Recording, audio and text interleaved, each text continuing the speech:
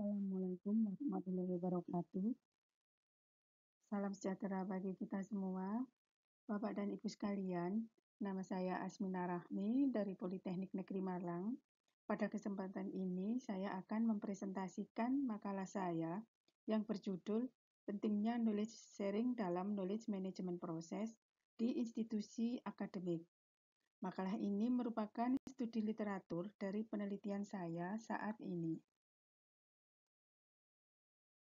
Kita mulai dengan definisi knowledge management.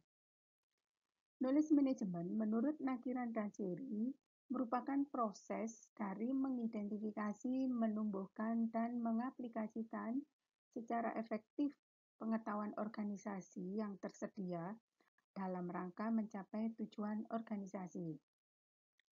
Selain itu juga, knowledge management merupakan satu disiplin yang memungkinkan individu, tim, dan seluruh anggota organisasi secara kolektif dan sistematis menciptakan, membagikan, dan mengaplikasikan pengetahuan untuk pencapaian tujuan organisasi secara lebih baik.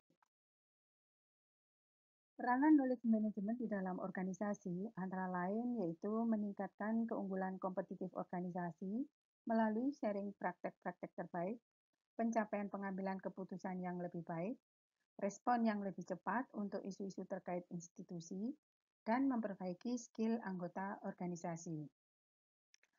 Selanjutnya, di dalam institusi akademik, knowledge management digunakan untuk meningkatkan kualitas dan efisiensi dari pendidikan dan penelitian, untuk menghasilkan profesor dan peneliti yang berkualitas, untuk mengembangkan kurikulum baru, memperbaiki efisiensi biaya, dan untuk menambah batasan waktu dan tempat bagi pemenuhan harapan mahasiswa dimanapun dan kapanpun. Dampak knowledge management pada institusi akademik antara lain yaitu adalah satu, kepuasan kerja. Dengan adanya kebebasan untuk akses informasi dan pengetahuan yang memungkinkan dosen dan tenaga kependidikan dapat memanfaatkannya untuk kepentingan pekerjaan, itu akan memberikan kepuasan kerja. Kemudian yang kedua yaitu meningkatkan produktivitas. Ya, tentu saja dengan adanya kepuasan kerja, biasanya produktivitas akan meningkat juga. Kemudian yang ketiga yaitu meningkatkan keunggulan kompetitif. Dengan adanya knowledge management yang efektif, maka proses administrasi akademik bisa menjadi lebih cepat. Selain itu juga respon kepada mahasiswa itu menjadi lebih baik. Ya. Yang keempat yaitu perbaikan dalam proses belajar mengajar. Di sini pengetahuan yang diciptakan dan dibagikan di dalam organisasi itu bisa memperbaiki proses belajar mengajar. Kemudian yang terakhir yaitu peningkatan kinerja organisasi. Ya, ini dikarenakan dengan knowledge management maka organisasi bisa menjadi lebih dinamis.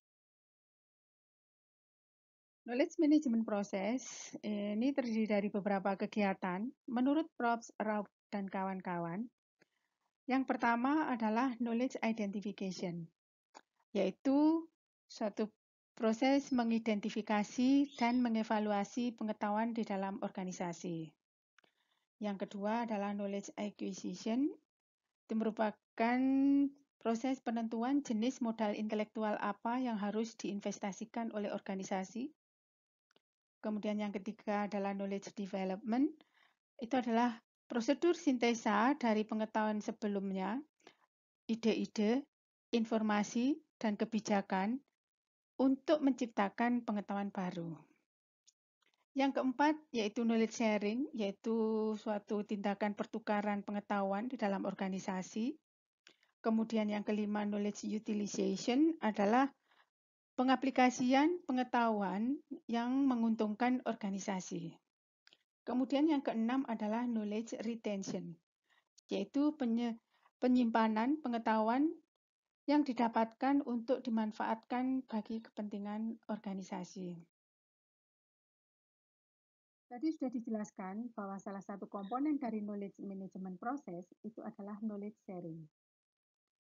kita akan melihat definisi knowledge sharing.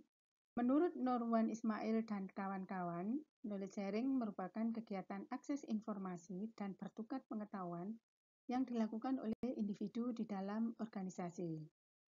Kemudian menurut Lin, knowledge sharing merupakan kegiatan menangkap, mengorganisir, dan memindahkan pengetahuan berbasis pengalaman yang tersimpan dalam organisasi dan individu, serta membuatnya tersedia bagi anggota organisasi. Selanjutnya, menurut Nonaga dan Takeuchi, proses dari knowledge sharing itu akan mengarahkan pada penciptaan pengetahuan baru. Kemudian, menurut Daud dan Abdul Hamid, knowledge sharing menjadi pilar yang penting dari knowledge management di dalam meningkatkan kinerja akademik. Menurut konteks knowledge management, maka yang dimaksud dengan knowledge atau pengetahuan itu dibagi dua. Yang pertama adalah explicit knowledge. Explicit knowledge itu adalah pengetahuan yang dikodifikasi, didokumentasi secara formal dan dapat ditransmisikan, dibagikan, dan diperbaiki menggunakan fasilitas database dan IT organisasi. Kemudian bentuk dari explicit knowledge itu adalah dokumen maupun prosedur. Kemudian explicit knowledge ini sangat mudah untuk disebarkan dan dikomunikasikan. Knowledge yang kedua yaitu tacit knowledge. Tacit knowledge merupakan pengetahuan pribadi dan tergantung konteks, melekat pada pengalaman seseorang dan sesuai sifat individu, serta tidak dapat dipinjamkan lewat komunikasi formal maupun alat transmisi. Tacit knowledge biasanya berbentuk pengalaman, pertimbangan, wawasan, dan persepsi yang tertanam pada individu. Tacit knowledge juga sulit untuk dikodifikasi, dikomunikasikan, maupun digunakan tanpa kesediaan dari pemiliknya. Ada beberapa hambatan di dalam knowledge sharing di organisasi. Yang pertama yaitu sikap dalam berbagi pengetahuan atau attitude towards knowledge sharing yang cenderung tidak mendukung karena menganggap pengetahuan adalah aset pribadi yang harus disimpan oleh diri sendiri. Kemudian yang kedua karena kurangnya skill komunikasi. Yang ketiga kurangnya jaringan sosial. Keempat perbedaan di dalam budaya. Yang kelima, penekanan yang berlebihan pada posisi dan status. Ya, misalnya karena ada rasa lebih senior atau posisinya lebih tinggi dari yang lain. Kemudian tidak adanya waktu dan yang ketujuh, kurangnya kepercayaan kepada organisasi dan teman kerja.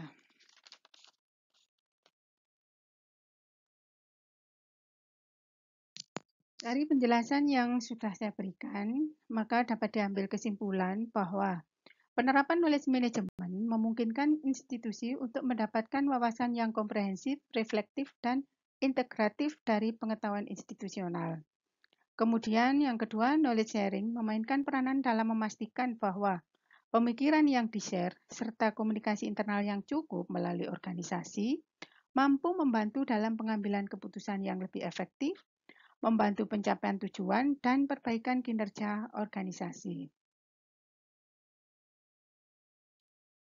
Yang ketiga, untuk menghilangkan hambatan di dalam knowledge sharing, maka organisasi perlu memberikan infrastruktur yang memadai, suasana keterbukaan, meningkatkan komunikasi dan kepercayaan antara individu di dalam organisasi, dan penghargaan terhadap individu yang memberikan kontribusi pengetahuan maupun informasi melalui kegiatan knowledge sharing.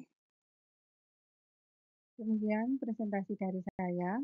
Saya ucapkan terima kasih. Wassalamualaikum warahmatullahi wabarakatuh.